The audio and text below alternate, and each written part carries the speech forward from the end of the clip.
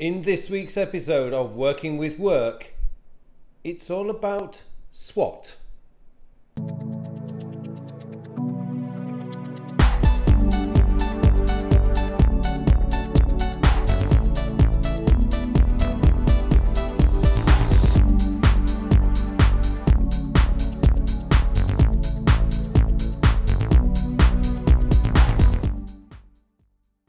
Hello and welcome to episode 19 of my Working with Work series. And in this week's episode, I'm going to talk to you about the famous SWOT analysis. Now, for those of you out there who don't know what SWOT analysis stands for, SWOT, S-W-O-T, stands for strengths, weaknesses, opportunities and threats, or for short, SWOT.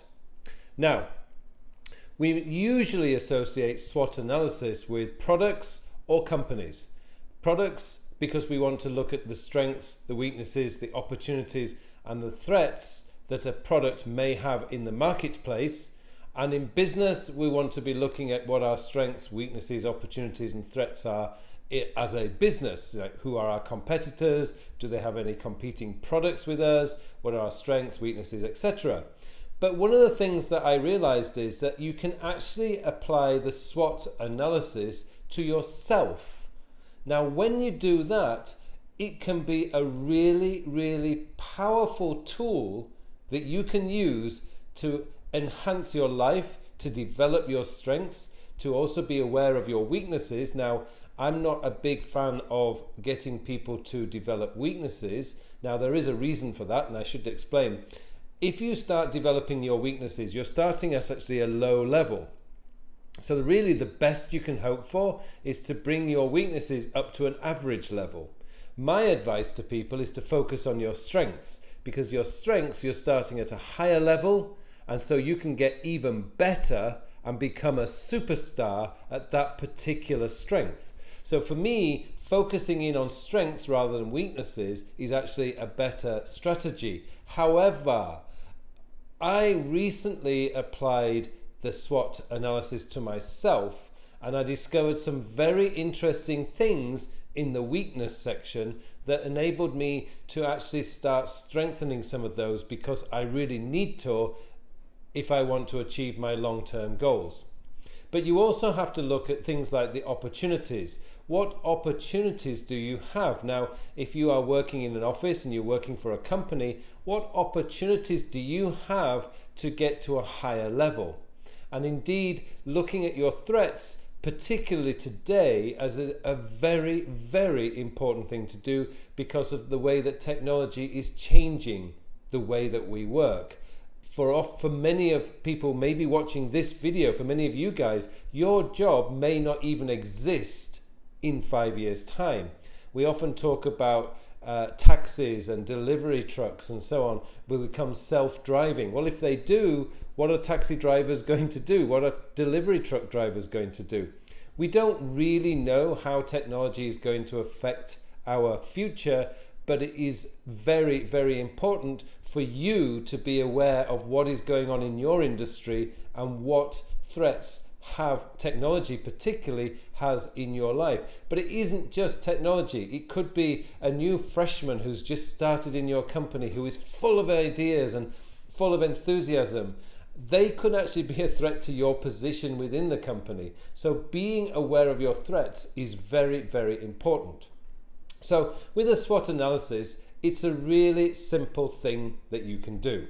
All you need to do is get a piece of paper, and I strongly recommend you do this on paper and not do this digitally, because paper, for some reason, it just helps your brain open up. I always find, I mean, I'm a digital person. I love digital technology. 99% of my notes are in written form, typed digital form. But for something like brainstorming a difficult problem or SWOT analysis, I find paper is just a lot more fluid way of getting the thoughts in here out onto a piece of paper. You can then take a picture of it, as I showed you in my Evernote episode last week, and just scan that into your Evernote. But take a piece of paper and a pen, go find a quiet place, maybe it's your local coffee shop, maybe it's a local park. We have some beautiful weather here today. It's so funny. I look at the window, but you can't see it. But anyway, we do honestly have some very, very nice weather here at the moment. And what you do is you just divide the piece of paper into 4. You put your strengths, your weaknesses, your opportunities, and your strengths and your threats.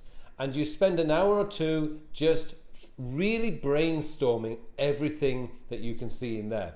Now, when I did this exercise a couple of weeks ago, maybe actually a month ago now, I actually discovered that one of my strengths is content. I am very good at making content and completing content.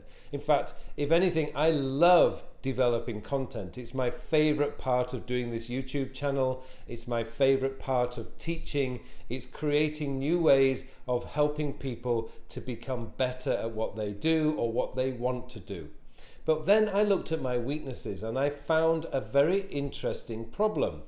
While I am very good at developing content, I am not very good at using social media. I don't understand or didn't understand how I could get the most out of social media so that I could tell more and more people about my content. So I have that dilemma of I'm creating content, but I have no idea how to share that content with as many people as I can. Now, one of my goals is, and one of the things I've found out about myself over the years, is that money doesn't motivate me at all. I really don't care that much about money. Of course, I need money to live, I need money to survive, to eat, to hang out with my friends, to travel to places, but I just don't get motivated by money. But I discovered that what really motivates me is helping people. When I find that I've had a really big impact on somebody's life and I've really helped them to develop a skill or to become even a better person, I get such a tremendous buzz from that. So developing content is probably the reason why that reason of enjoying helping people is probably the reason why I love making content. But if I can't share it with many people, why am I, wasting time developing content? So right now, over the last 2 or 3 weeks, I have been reading as much as I can about social media and getting the most out of social media so I can get my content out there to share with as many people as I possibly can. Now, without doing that SWOT analysis, I would never have known that. I would have just continued doing what I'm doing, hoping that one day somebody with a lot of followers would share my content, and then miraculously overnight I would have many more thousands of people watching my content. But that's not really a very good marketing strategy. So for me, learning about social media, learning about how to increase my reach is a fundamental thing that I have to do right now, and that is something I'm doing right now. Now for you guys, I have no idea what you're going to discover, but by doing a SWOT analysis on yourself, you are going to find out some very, very interesting things, and you may find that where you are strong and really good at might be being undermined by something that you're very weak at. So, which is exactly what I discovered. And so it's something that you can actually use to actually help you to find out if there's a weakness destroying one of your strengths. And then you can do something about it to change that situation.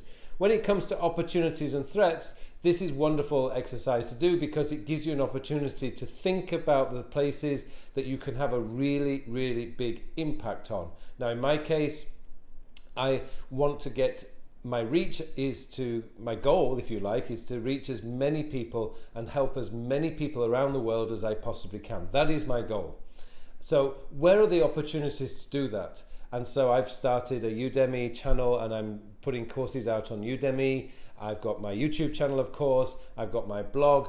Do I need anything else? Well, one of the other things I wanted to do was, I know everybody's very busy these days. They don't have much time to actually sit on a Monday, Tuesday, Wednesday, Thursday and watch YouTube videos. So what I've done now is I've started a newsletter. By the way, you can subscribe to my newsletter. You'll find the link below.